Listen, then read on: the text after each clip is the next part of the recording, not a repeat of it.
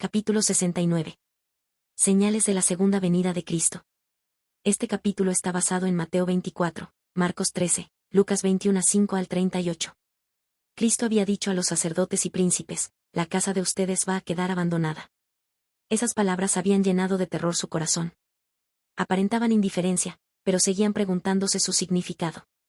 ¿Sería posible que el magnífico templo, que era la gloria de la nación, se convertiría pronto en un montón de ruinas?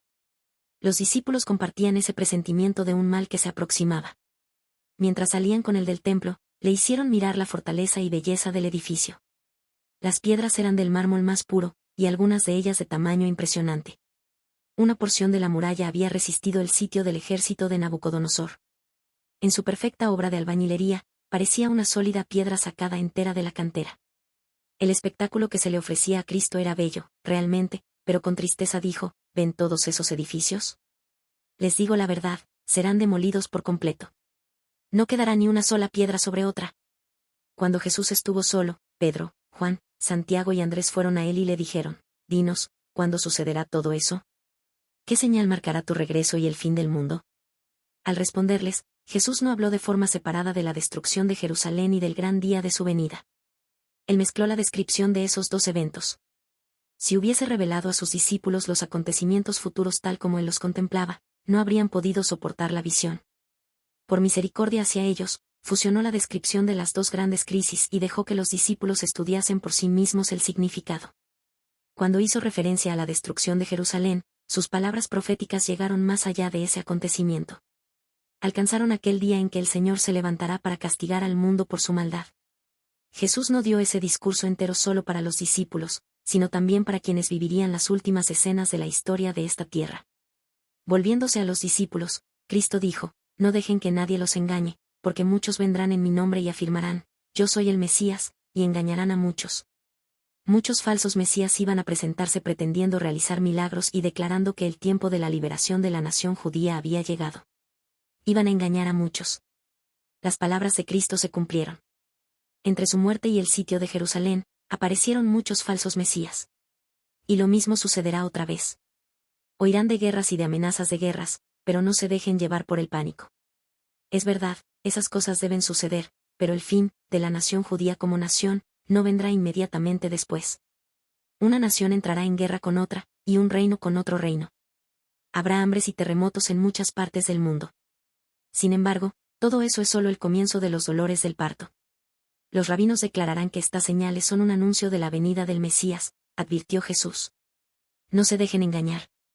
Las señales que ellos dicen que son indicadores de liberación, son señales de destrucción. Entonces los arrestarán, los perseguirán y los matarán. En todo el mundo los odiarán por ser mis seguidores. Muchos se apartarán de mí, se traicionarán unos a otros y se odiarán. Todo esto lo sufrieron los cristianos. Hubo padres y madres que traicionaron a sus hijos, y hubo hijos que traicionaron a sus padres. Hubo quienes entregaron a sus amigos al Sanedrín.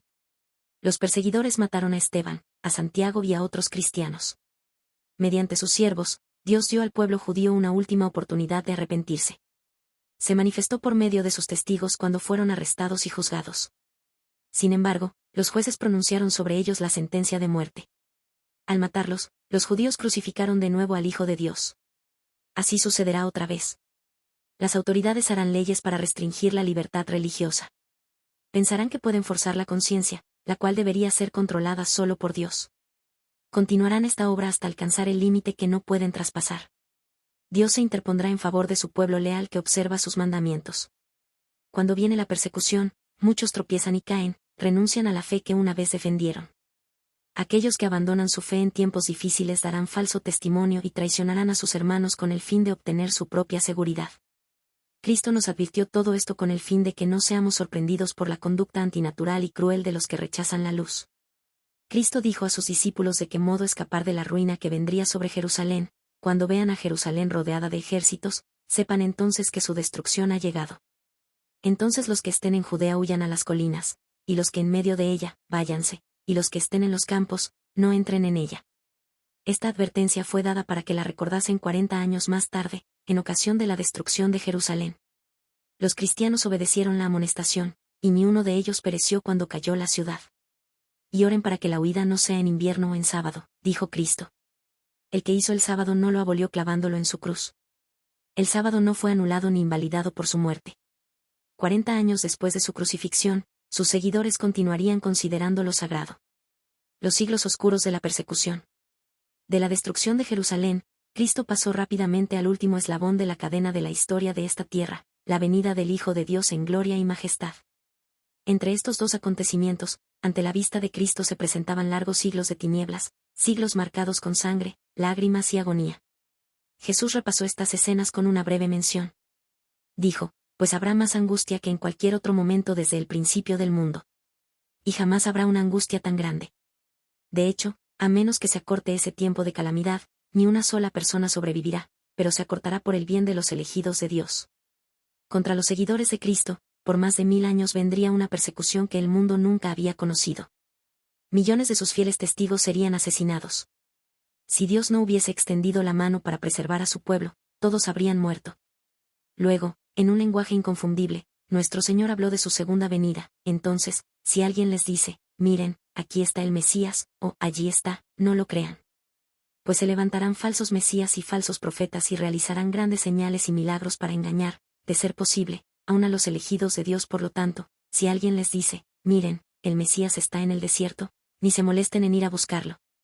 O bien, si les dicen, miren, se esconde aquí, no lo crean. Pues, así como el relámpago destella en el oriente y brilla en el occidente, así será cuando venga el Hijo del Hombre. No oímos decir, miren, se esconde aquí, en las miles de reuniones donde la gente asegura comunicarse con los espíritus. Esta es la creencia que el espiritismo hace circular. ¿Pero qué dice Cristo? No lo crean. Las señales en los cielos. El Salvador dio señales de su venida y fijó el tiempo en que la primera señal aparecería. Inmediatamente después de la angustia de esos días, el sol se oscurecerá, la luna no dará luz, las estrellas caerán del cielo, y los poderes de los cielos serán sacudidos. Y entonces aparecerá en los cielos la señal del Hijo del Hombre, y habrá un profundo lamento entre todos los pueblos de la tierra. Verán al Hijo del Hombre venir en las nubes del cielo con poder y gran gloria. Él enviará a sus ángeles con un potente toque de trompeta y reunirán a los elegidos de todas partes del mundo, desde los extremos más lejanos de la tierra y del cielo. Cristo declaró que, al final de la gran persecución papal, el sol se oscurecería y la luna no daría su luz. Luego, las estrellas caerían del cielo. Y dice de quienes vean estas señales, cuando vean todas estas cosas, sepan que el tiempo está cerca, a las puertas.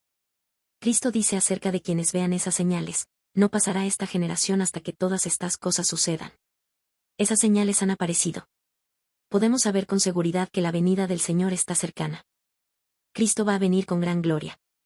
Lo acompañará una multitud de ángeles resplandecientes. Vendrá para resucitar a los muertos y transformar a los santos vivos. Vendrá para honrar a los que lo amaron y guardaron sus mandamientos, y para llevarlos consigo.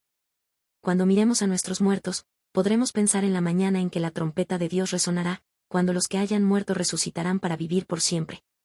Y nosotros, los que estemos vivos, también seremos transformados. El Rey enjugará toda lágrima de nuestros ojos y nos llevará sin mancha y con gran alegría a su gloriosa presencia. Cuando todas estas cosas comiencen a suceder, pónganse de pie y levanten la mirada, porque la salvación está cerca. Sin embargo, Cristo explicó claramente a sus discípulos que él mismo no podía dar a conocer ni el día ni la hora de su segunda venida.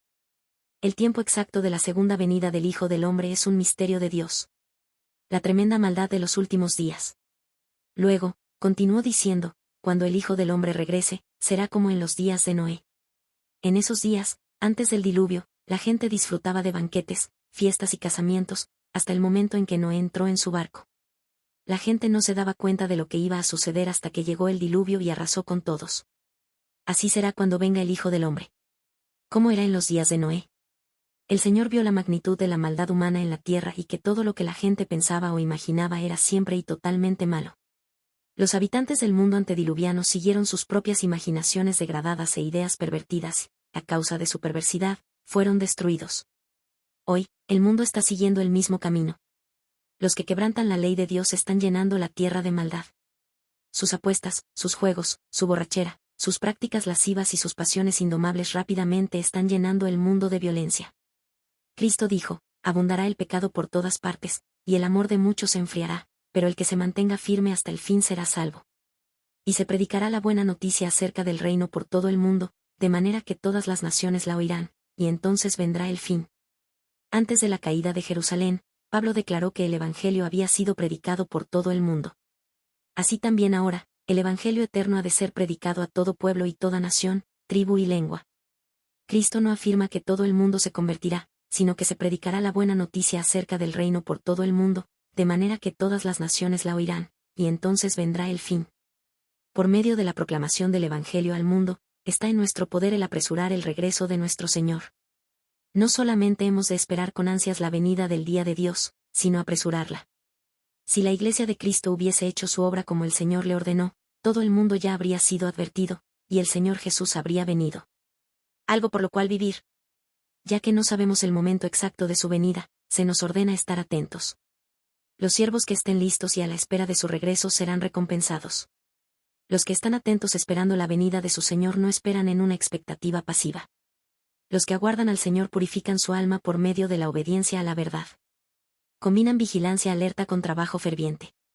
Saben que el Señor está a las puertas, y su entusiasmo se aviva para cooperar con las inteligencias divinas y trabajar para la salvación de las almas. Declaran la verdad que tiene aplicación especial para hoy.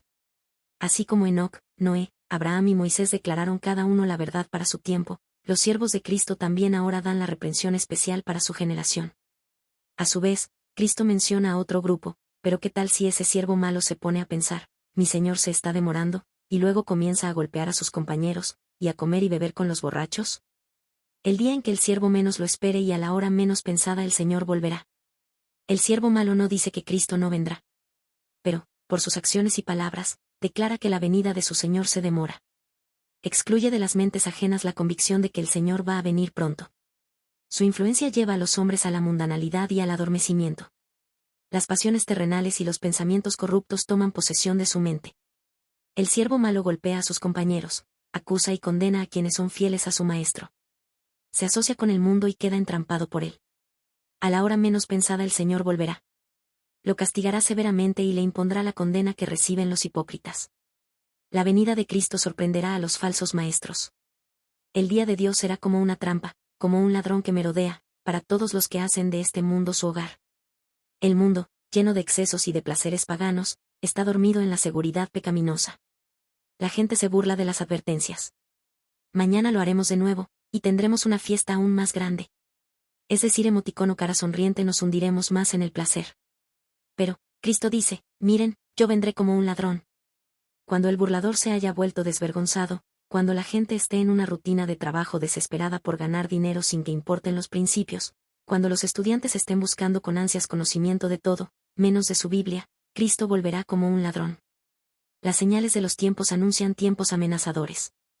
Los eventos venideros ya proyectan sus sombras delante de sí. El Espíritu de Dios se está retirando de la tierra, y una desgracia sigue a otra desgracia. ¿Donde hay seguridad? No hay seguridad en nada que sea humano o terrenal. Hay quienes están esperando y trabajando, atentos a la aparición de nuestro Señor. Otra clase se está colocando bajo la dirección del primer gran desertor. La crisis se está acercando a nosotros progresiva y disimuladamente. El sol brilla en los cielos y recorre su órbita acostumbrada. Los hombres siguen comiendo y bebiendo, plantando y edificando. Los comerciantes siguen comprando y vendiendo. Los hombres siguen compitiendo por el puesto más alto. Los que aman los placeres siguen yendo en masa a espectáculos, estadios y casinos. Predomina la más intensa excitación, sin embargo, el tiempo de gracia está llegando rápidamente a su fin y cada caso está por ser decidido para la eternidad. Satanás ha puesto a todos sus agentes a trabajar con el fin de que los hombres sean engañados, seducidos, ocupados y hechizados hasta que haya terminado el tiempo de gracia y se haya cerrado para siempre la puerta de la misericordia.